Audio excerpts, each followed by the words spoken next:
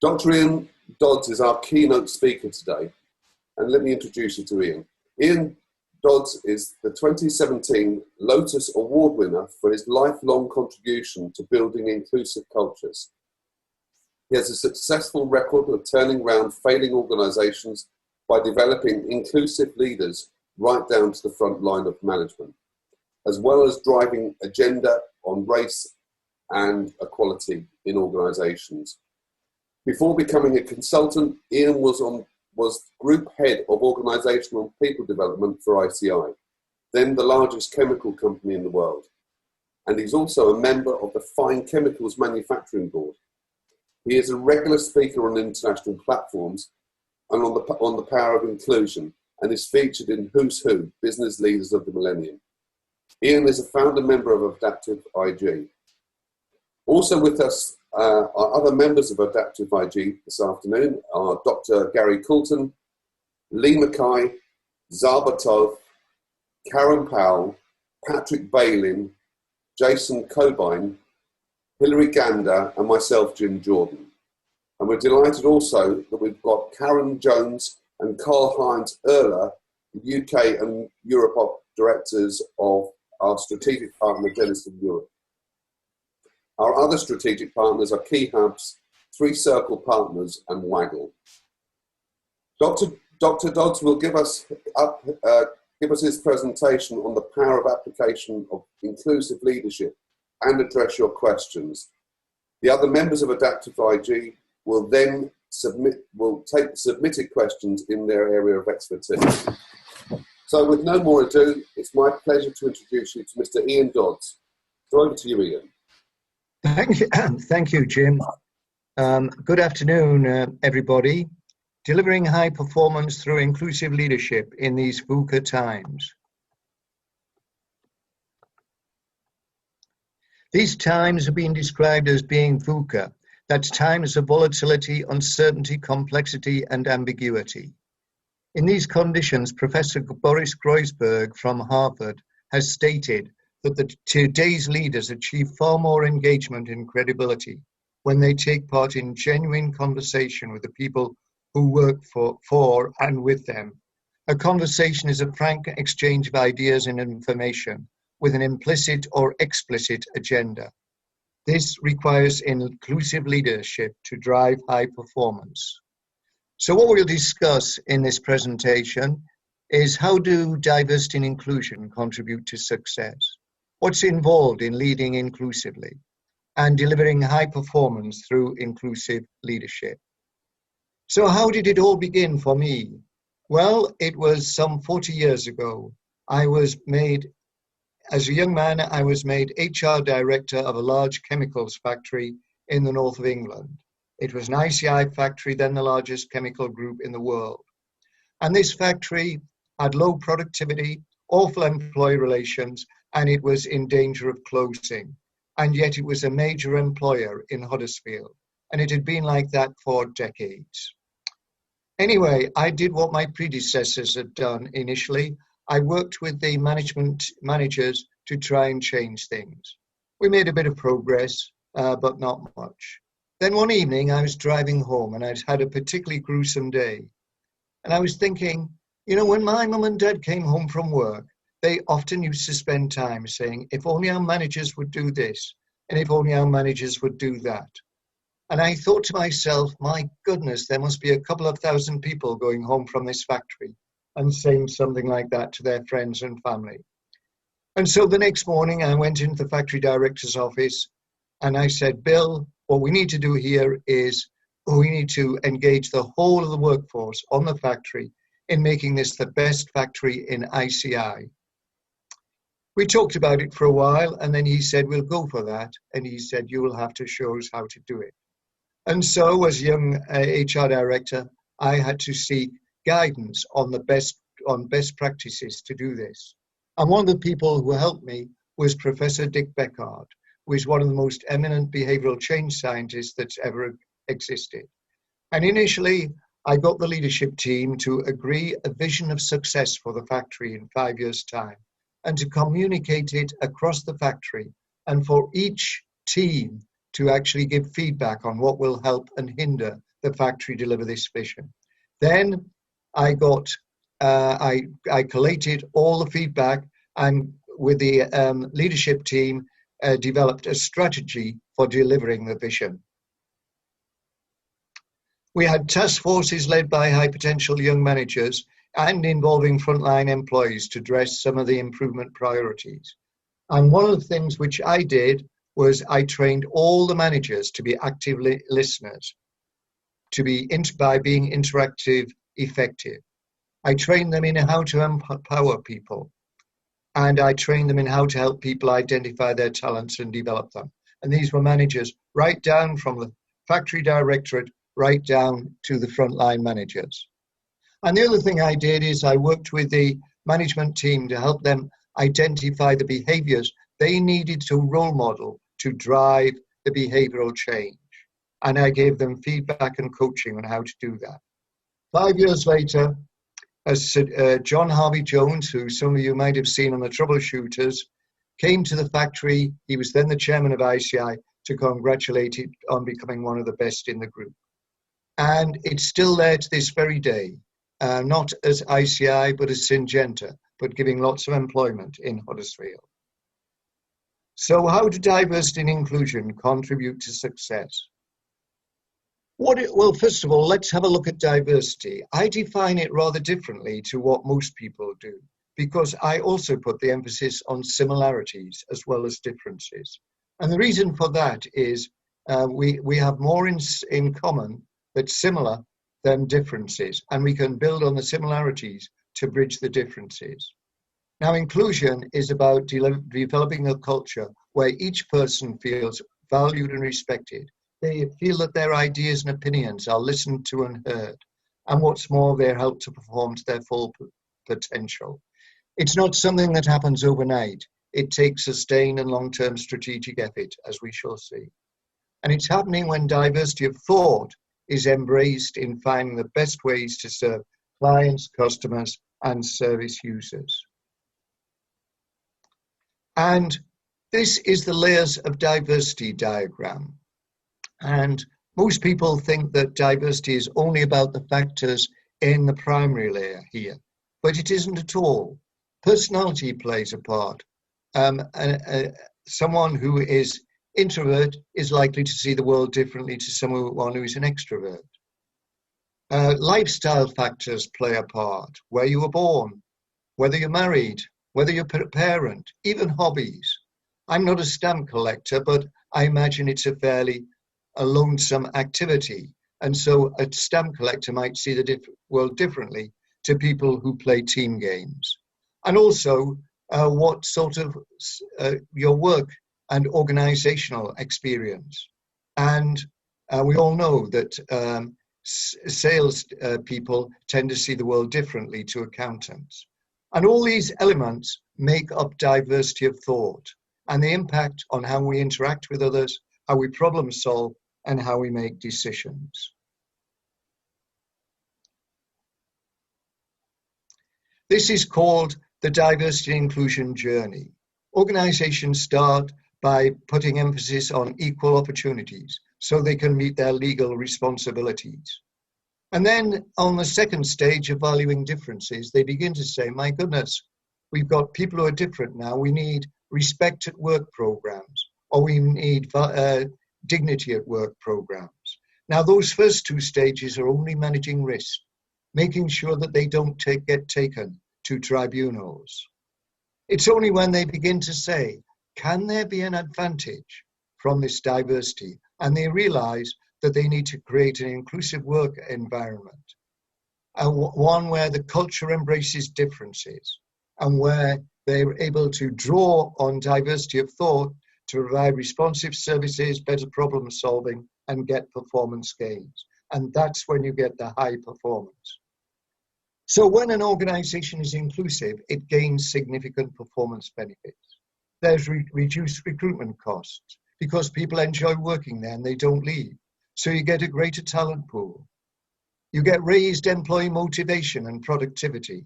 This all comes from research done by Create, a survey of 400 organizations in the UK investing in diversity and inclusion. You get an enhanced employer brand because the employees go back and they tell their friends and families what a great place it is to work. And you get new ideas and better products and services for customers and service users. And again, that's because you're harnessing diversity of thought. And finally, you get great teamwork through enhanced interactive effectiveness. And we'll talk a little bit more about that and what Professor Sandy Pentland said later. This is the diversity trumps ability theorem. And what this shows mathematically is that a diverse team will consistently outperform a homogeneous team in solving a problem. There are two conditions. The problem has to be complex. And secondly, the team members have to listen to each other and explore differing ideas and points of view. Right, go back to that factory. When I worked with the managers in those days on that factory, because ICI was the most attractive graduate employer, they'd all been to Oxford and Cambridge and they'd studied science, and they were all white males. So bright and expert they might be, but their diversity was very narrow. When I'd engaged the whole of the workforce, I massively multiplied the diversity working on those complex problems through the enrichment of the diversity of thought from people's different work experiences, their different life experiences, and so on. And so and incidentally, I'd also trained the managers to actively listen to people. And so that success on that factory is an example of the diversity trumps ability theorem. And indeed, after that factory, I was made head of organization development for the colors and fine chemicals business in ICI, which had 11,000 employees. It was losing money, and I did all the things I did on that factory, and 3 years later, it was profitable. And I've repeated that over and over again. So what does an inclusive leader do? They, first of all, hear people's concerns, ideas, and opinions. I put the emphasis on hear there, not just listen to.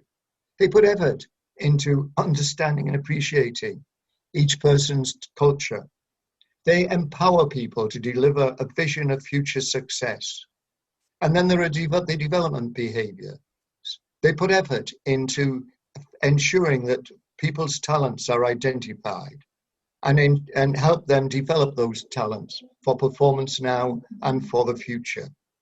Now, one of the things I do, as we will see later, is I get managers, or leaders rather, to identify the behaviors they need to role model to drive their change strategies. And they normally identify 25 behaviors. Then I get them to nominate 6 observers who anonymously give them feedback on an online survey every 3 months on their practice of the behaviors. And initially, the behaviors you see on this slide are exactly the behaviors they consistently score lowest on. So in other words, we really need to work on developing inclusive leaders because managers are not naturally inclusive leaders. Inclusive leaders are interactively effective.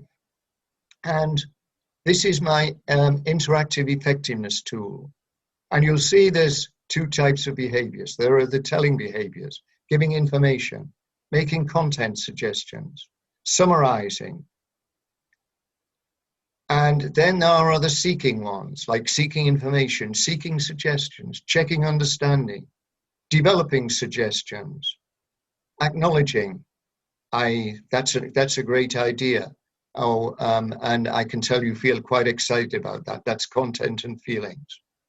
And Professor Sandy Pentland, in an article in the Harvard Business Review in April 2012, said interactive effectiveness is more important to a great team than the skills and intelligence of the team members and all of the other factors combined that go to make a great team. And in all the instances of turnarounds that I've done in all sorts of organizations, I think one key differentiator between what I do and what other people do is that I use this interactive effectiveness tool and train and coach all the managers right down the front line to be interactively effective. The next thing that inclusive leaders do is that they empower people. And this comes from Professor Edward Lawler, and it's called the empowerment equation. And so we'll see power, that's individuals being clear about what has been delegated to them in terms of responsibilities and accountabilities. Information, they need to know how to access the information to carry out their new delegated responsibilities. Recognition, they need regular feedback on what they're doing well, and also on aspects that they are not doing so well. And they need coaching and sometimes training on any of new skills or know-how they need to carry out their responsibilities or accountabilities. And so what we've got is PERC gives empowerment. And this is a very powerful equation. And the final thing that I train managers to do right down the front line is to coach in the moment. So identify a coaching moment, i.e. a moment where the employee can learn and develop through the coaching process. Once you've identified that opportunity, share it. May I share an observation with you? And then actively listen to what the person has to say. So you're listening for content and context. So you understand the other person's point of view. And it means being open to new perspectives and ideas. And then you get the employee to identify options so that they can do this better in future, to analyze the option and then commit to a specific course of action. And the final step is to gain a commitment to the first step in the plan of action at a time when they will have completed the whole plan. Now, I mentioned earlier the importance of leadership behavior, and this comes from Professor Ed Schein, who showed that 80 or 90% of the behavior in any organization is influenced by that of the leaders. And that means things like what the leader attends to, what they reward, what they control, how they react to critical incidents, what role model they offer. And Dr. Leslie Braxic, who has a book, Unlock Behavior, Unleash Profitability, has the ABC process. And in this process, leaders articulate the behaviors they need to role model to actually drive their strategy. They communicate them, and then they receive coaching in practicing them. Then they practice them, and then they get feedback or praise or reward. I've normally done it on a feedback basis, as I described earlier, but I've also known organizations do it on the basis of reward. And Professor Steve Glovinkowski has called this the 10-20-40 opportunity. In other words, a 10% improvement in the alignment of leadership behavior with strategy gives a 20% improvement in workforce direction and commitment, and a 40% improvement in performance. Leading inclusively addresses the whole system. On that factory in Huddersfield, once we had a vision of success and we were communicating the leadership message and behavioral example, we needed to have a look at the processes and systems on the factory. And we needed to look at the organization to ensure that would actually also support inclusive leadership. And we had to reduce the number of levels on the organizations. And we had to make some of the silos more collaborative with how the work is done. So delivering high performance through inclusive leadership, this requires a 5-stage process. And let's take an example. In work I did with Cisco Systems, I first of all interviewed some people across the factory, across the Cisco Systems in EMEA, to find out what's helping and hindering high performance for people from different diversity backgrounds. I then put together the feedback, and I led a workshop with the executive leadership team. And when we'd shared the first example, which was of gender exclusion taking place in Cisco, the CEO leant forward and he said, "This has been well researched. I thought we were inclusive, and we've got to actually now do something to change this." And the reason why that was important is because Cisco Systems knew that it was inclusion which drove innovation, and that was very important for them. And so that started a 3-year program of action. And they set up a change steering group, which formulated a vision of success through inclusive leadership, and got that approved by the executive leadership team and communicated across the organization, and also a strategy for delivering it. They then implemented the strategy, and they did this by cascading inclusive leadership training to all managers. They trained 40 inclusion ambassadors who coached and trained the managers in interactive effectiveness, empowering people and helping people perform to their best. And they then embedded their vision and strategy by the same senior role managers identifying the behaviors they needed to role model and getting feedback on those. And also they had to ensure the organization supported inclusion. And that meant reducing the number of levels in it, and also making sure that there were no silos. And it needed to be sustained. And they did this by communicating success stories of how inclusive leadership had contributed to big successes. And that took 3 years to succeed. But at the end of it, they had more people from underrepresented groups recruited, promoted, and retained. Their levels of inclusion were rated highly by external benchmarking agencies. And they had increased innovation measured by their own innovation portal. And this is another example. I was coaching the manager of the largest office in the Inland Revenue one day, and he said to me, "Ian, I've just discovered that my office is one of the worst performers in the revenue, and I want to change that, and I want you to help me with that." Well, I did all that I've described in this presentation. And 2 years later, that office was the best performer. And it was so good that the directors from the Inland Revenue invited a fly-on-the-wall reporter from the Sunday Telegraph business pages to spend 2 weeks in that office.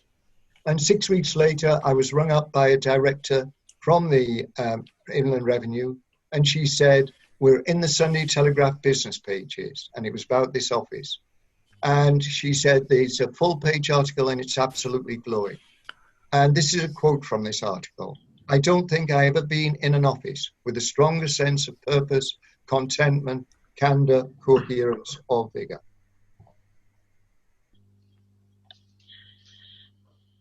And so it's now over to questions. Okay, thank you, Ian. That was incredibly insightful and very rewarding. And I'm sure there's a lot of questions that the listeners would have.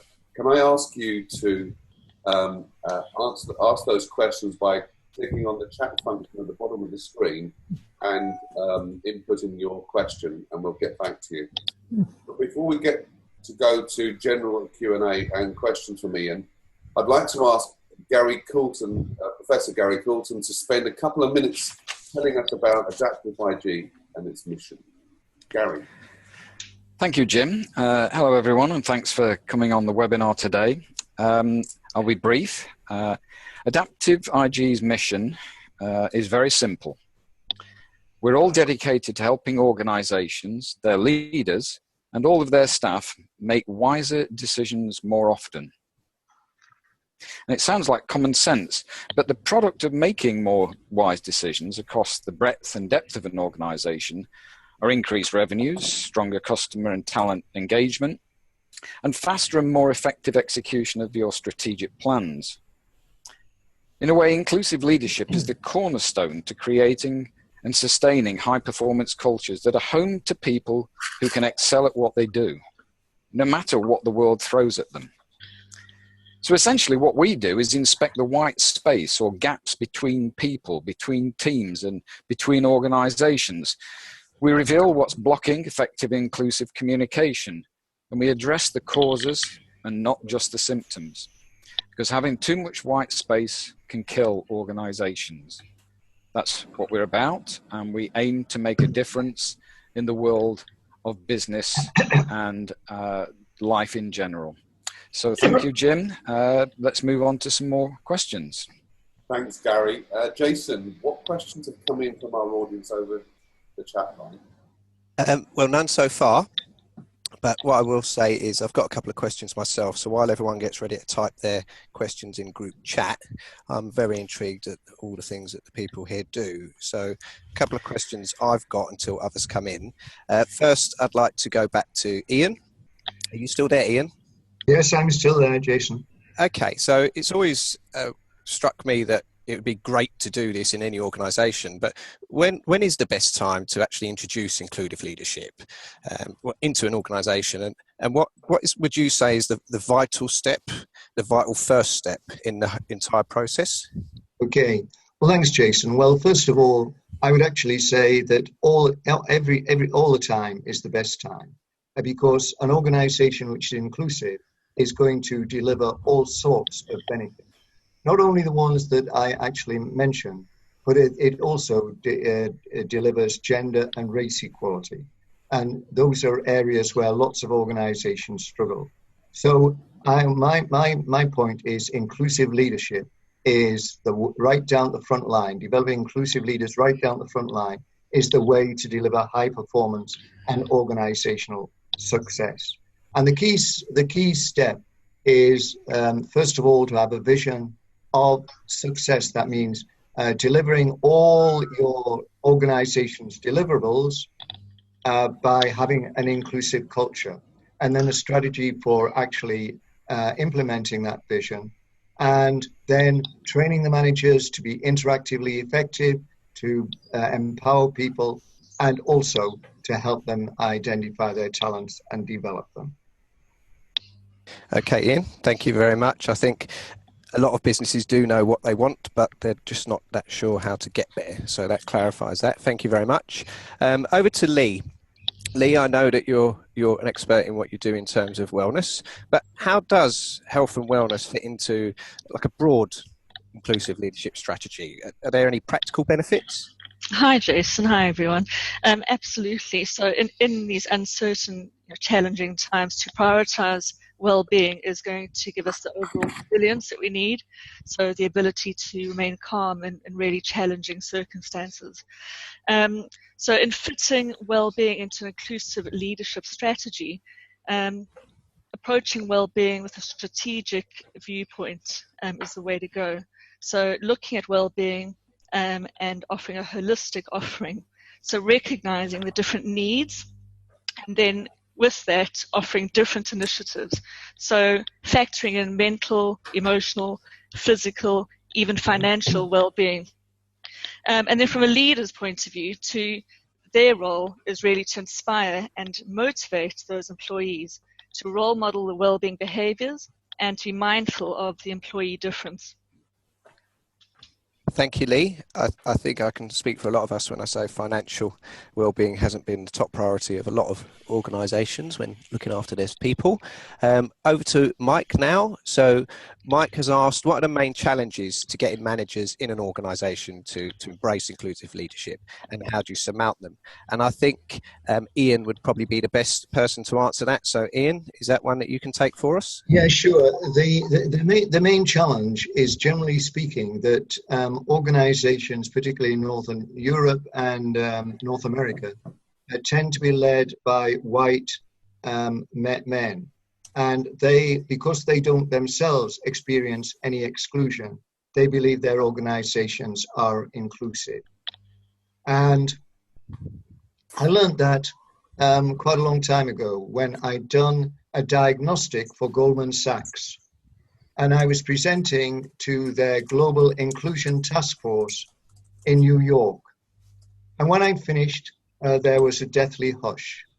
And I thought that I'd said something out of place. And then Lloyd Blankfein, who was the leader of the task force, he's now their president, said, Ian, I'd never realized. I thought we were a meritocracy. I now know that we're a white male meritocracy, from the quotes you've given us from the women and the ethnic minorities. And we're going to change that. And that took 5 years of hard effort.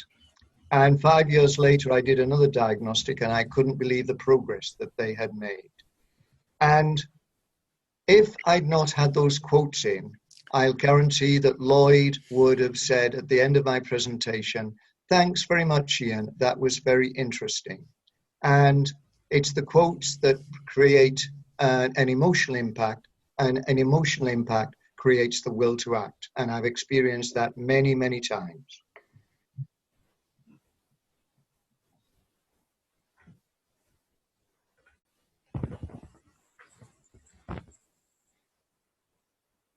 Hello, Jason, are you there? Okay, so thank you very much, Ian. I've got another question here that all made sense, and this one is about the difference between a type of inclusive leadership. Ian outlined different types and also emotional intelligence. Ian, this is probably one for you. So can people really learn these kind of people skills, or do some people have them and others just don't? And what were the two again, Jason? Emotional intelligence? Well, what was the difference between the type of inclusive leadership you outlined earlier and emotional intelligence? Yeah, okay. Between the two. Well, yes, I didn't refer to emotional intelligence. In fact, I think emotional intelligence is a very important factor.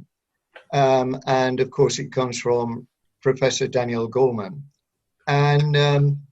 But I would argue that in training managers to be interactively effective, that helps to train them to become emotionally intelligent, because that means that they've got to listen to people, they've got to understand what people are saying, and what's more, they've got to understand the feelings behind what people are saying.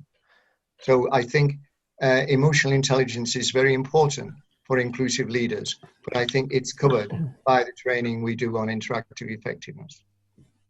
Jason? It's Gary here, Gary Colton. Could I just add to that a little bit? Yeah, fire away, Gary. Okay, so it is true that people have different innate predispositions to expressions of emotional intelligence, and that probably won't change. But it is possible to assist people to create a system for inclusive leadership that kind of helps them bring the most of their emotional intelligence out. And that's around the clarity of the vision, the clarity of the values of the shared values of the organization, and the purposes. So if you give people that environment, they will tend to use the most of their emotional intelligence. And it's the responsibility of the leadership to create that cultural environment. I think that's where the two things connect. Over to you. Thank you. That was good for you to clarify. We have another question, and it's a really interesting one. This is more to do with how social responsibility can help. So, say we've mentioned, and it's been backed up by recent events, that we do live in a VUCA world. But it's not just about business. I think this question is one for Gary, and maybe other people want to interject after. But to what extent do businesses have a social responsibility to not just do business, but contribute to cohesion across society, aside from, or perhaps even more importantly than corporate returns? Okay, I'm very happy to handle that. And I guess what we should look at is the disasters that have happened recently in the corporate world, or relatively recently. And let's just think of Volkswagen. They had in their public published core values for their entire organization two things: transparency and honesty. So we all know that they ended up being caught because they were cheating emissions measurements, which is hardly honesty and transparency. So I looked at beneath this and looked at the rewards, either the explicit or implicit rewards given to people inside an organization like Volkswagen. No one is overtly rewarded for being honest or transparent. They're rewarded for being smart, clever. And so these guys were clever and they produced this wonderful piece of software. But what it showed was they had no social responsibility. And once they were caught, their share value plummeted by over a third within a week. So that kind of punishment is going to happen more and more by society. So brand and brand awareness now is so sharp that people are looking for how socially aware an organization is and how do their behaviors live up to it. So the way to protect yourself is to produce a culture which can be inclusive and look for the dangers of not living up to your core values. So I think that's where social responsibility is becoming more and more of a key issue in the C-suite and certainly in boardrooms. If I can just add to that, of course, in organizations where you have inclusive leaders, those inclusive leaders will also look at practices to make sure that they're inclusive of customers and service users, clients. They'll also make sure that they are inclusive of other stakeholders, for example, suppliers. And I've done a lot of work with organizations to generate inclusion policies for suppliers. Okay, that's very good answers. Thank you, Gary. Thank you, Ian. I'll echo about suppliers. In my world of risk management, one of the major things we concentrate on are suppliers, because if they get something wrong, it's often the principal that gets the blame, and the suppliers are well down the end of the chain and not necessarily there when all things have gone wrong. So, okay, we'll move on to the next question. This is from Jason Thorne. A while ago, he was in a difficult employee position trying to lead and manage his design team, and when his manager hadn't briefed them properly. So how can that be avoided to avoid really awkward relationships? How could you get points across clearly in this environment using inclusivity? I think that question's probably one for Ian to start with, but I think some others on the team may be able to help. So Ian? Yes, it's a very interesting one. I mean, obviously the problem here was that the individual's manager hadn't briefed the team properly. But what's important is, again, interactive effectiveness. So it's important that as the manager, as not the manager who hadn't briefed them properly, the new manager, that you actually let people listen to what people have to say, i.e. we don't understand this, we don't understand that, we weren't briefed properly, we need to know more about this, and we need to know more about the other. And then obviously you then begin to put together the full picture with them. Thank you, Ian. I think that's a pretty good answer. Unless anyone else wants to take that part on board, I'm ready to move on to the next question. Okay, so I think what we've heard today is that culture is quite important, and having the right culture allows people to feel comfortable saying certain things to managers or being honest. So I've got a question for Saba. Saba, are you there? Yes. Okay, so if people leave one firm because they're going to a firm with a better culture, how do companies map their own culture and match it with the individual's preference? How do they measure and leverage the personal and cultural differences? Is that something you can help us with? Yes, because there is a structure beneath the surface.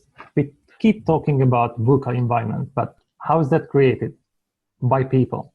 There's nothing more volatile, uncertain, complex, or ambiguous than people themselves. Business is about people, and the foundation is trust. People tend to trust what is familiar and predictable to them, and that's the exact opposite of VUCA. The challenge is that trust is subjective. It is earned and lost differently. It depends on our own preferences and values. That's the main reason why cultural intelligence is the competitive advantage. It's not a luxury, nice to have skill. It's the basis of personal and leadership development. Understanding the blueprint of why people think and behave differently is the key to success. Celebrating and tolerating diversity is a good first step. It's nice. But you cannot turbocharge an engine by celebrating it. You need to understand how the different parts work together so you can optimize them to create superior performance. And that's how you turn diversity into inclusion instead of painful liability. Yes, people are unique, but there is a certain structure beneath the surface, and understanding that blueprint makes others feel more familiar and predictable, And in return, suddenly, our environment is less volatile, uncertain, complex, and ambiguous. Thank you, Saba. So it will help avoid volatility and also make people understand exactly what their organization's about. Have I got that right? Yes, because companies keep employing the best of the best from all over the world. But then they teach them how to be normal. And that's how they lose the potential. So that's how you can decrease diversity, by increasing it. And it depends on the level of your cultural intelligence. Diversity exists because people found different ways of solving a problem. So when you employ different people, they have different perspectives, and usually you have two options. One is that they find a better solution, and that's when innovation happens, or the perspectives clash, and you have liability, lots of conflicts, high staff turnover, and the customers are not going to be happy. And that's one of the main reasons, because it's not based on common sense. Cultural intelligence is the science of uncommon sense. It's science, but good intention and common sense are not enough. Thank you. And I will echo that. I'd certainly, even though I had more years over the interns that I've worked with, some of them certainly found better ways of doing things than I did. So I was pretty glad we had an inclusive agenda. I've got a question for Karen now. Are you there, Karen? I am. So it's about culture again, and how we measure things. Can organizational culture be measured objectively? And if it can, how does it really help inclusive leaders build the high performing culture that we've been speaking about? Okay, I'd like to focus in on the word objective and subjective. Now, at Denison Consulting Global, Dan Denison, who's a professor of IMD, has spent the last 28 years researching what is it actually about an organization's culture that can drive performance indicators. And I think, so we have objectively measured the impact of an organization's culture on hard business metrics, be that EBITDA, be it return on equity, shareholder, sales growth. So we know objectively that culture drives performance. But I think what we then go and do, and I'd like to come back to Ian's point about genuine conversations, for me, the issue is about, do we, you know, is the discussion about high performance culture a tangible one? Can we define it? Are we describing it in the same way?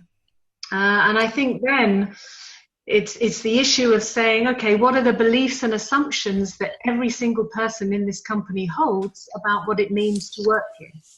And that's when we're really interested in the subjective experience, the beliefs and assumptions that people have, because we know ourselves, if we believe and assume something, we have an intention around that, it leads to behavior.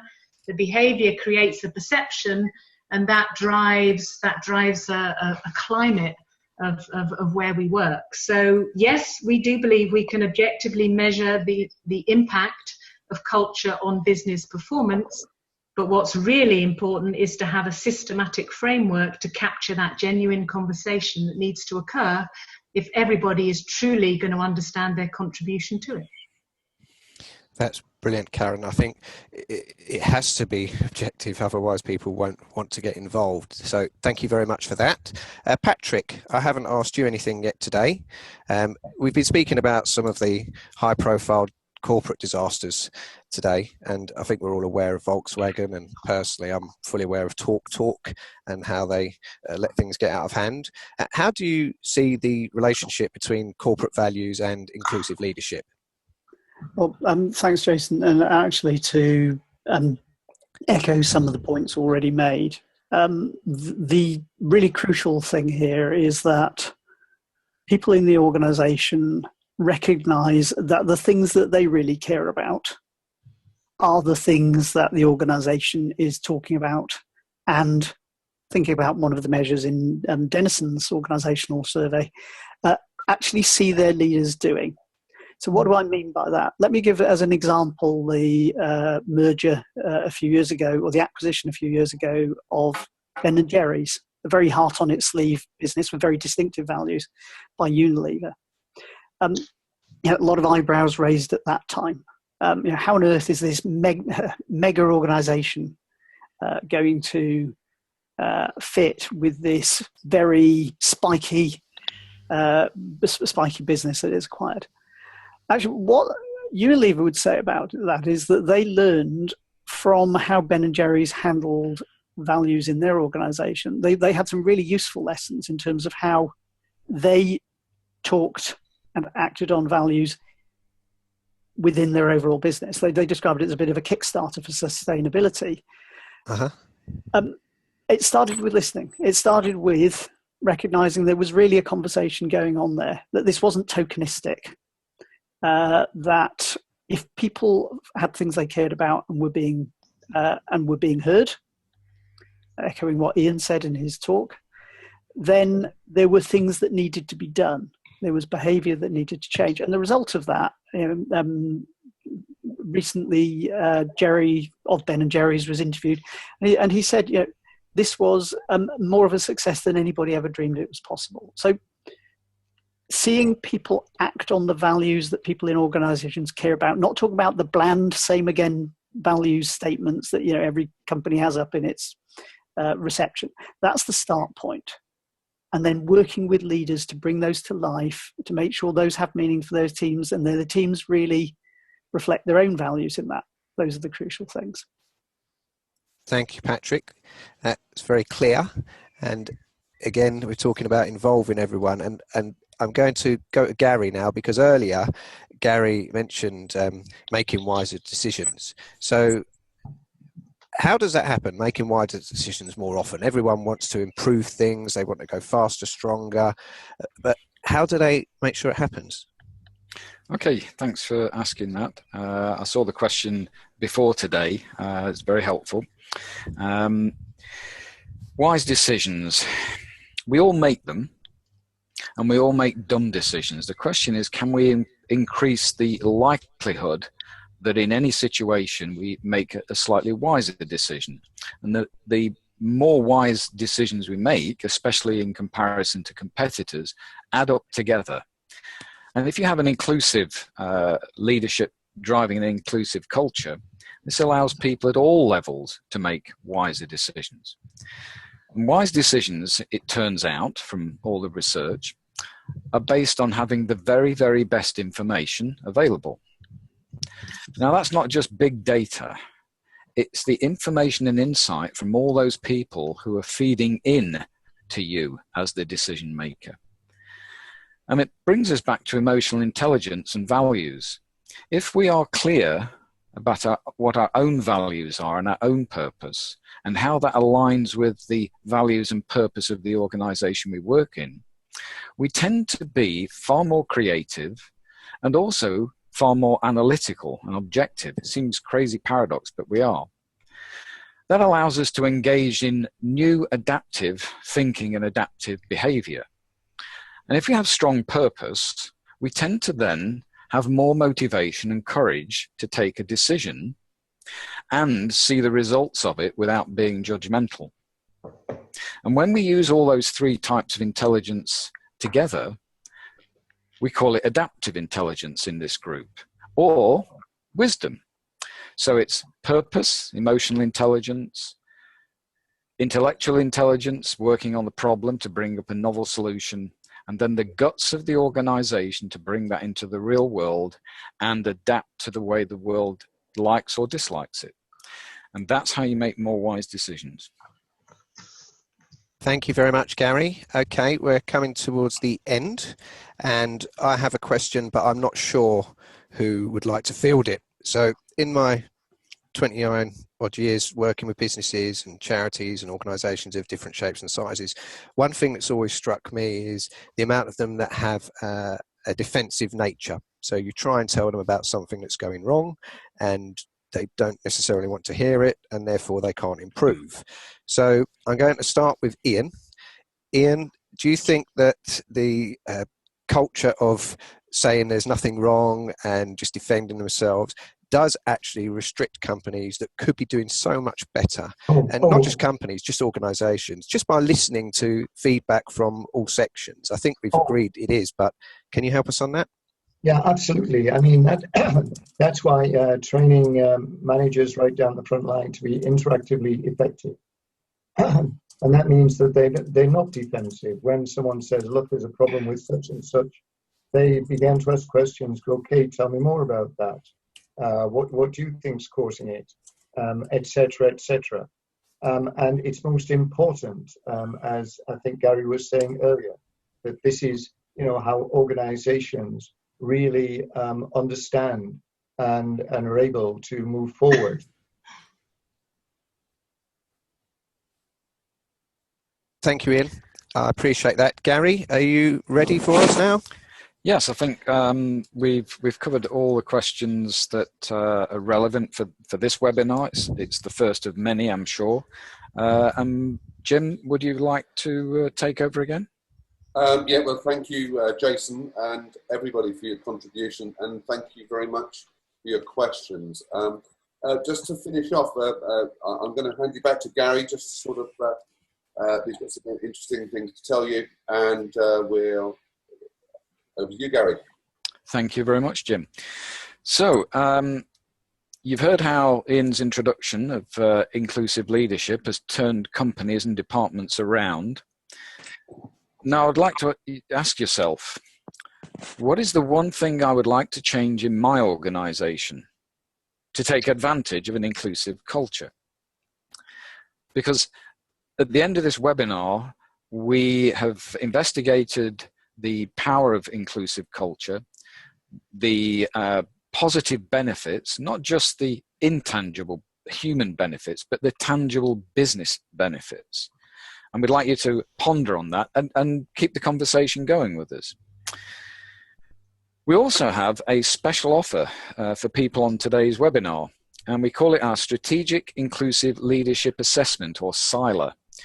And this is a tool that's being used by Ian and others in the group for a long period of time. And it's the way that we help the executive team and senior management begin to see their world and how well aligned they are in various areas.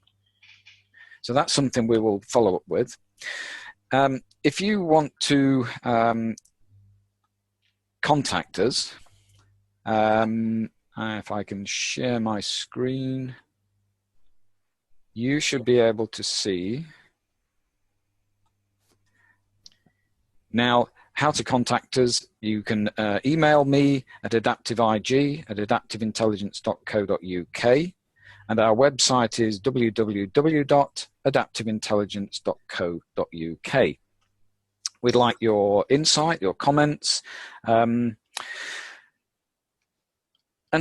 finally, I would like my personal thanks to all of the members of the Adaptive Intelligence Group. It's a wonderful journey that we're on. I value your contribution greatly. And I should say to people who are listening in, we also have an increasing group of associates who add value to the Adaptive Intelligence Group, AdaptiveIG. And if you're at all interested in finding out what it is to become an associate of AdaptiveIG, please contact me in due course. So back to you, Jim, for final thanks. Well, again, thank you to everybody. I just want to leave you with a quote from Martin Luther King. An individual has not started living until he can rise above the narrow confines of individualistic concerns to the broader concerns of all humanity. And this is also true of all organizations. Thank you very much for joining us this afternoon.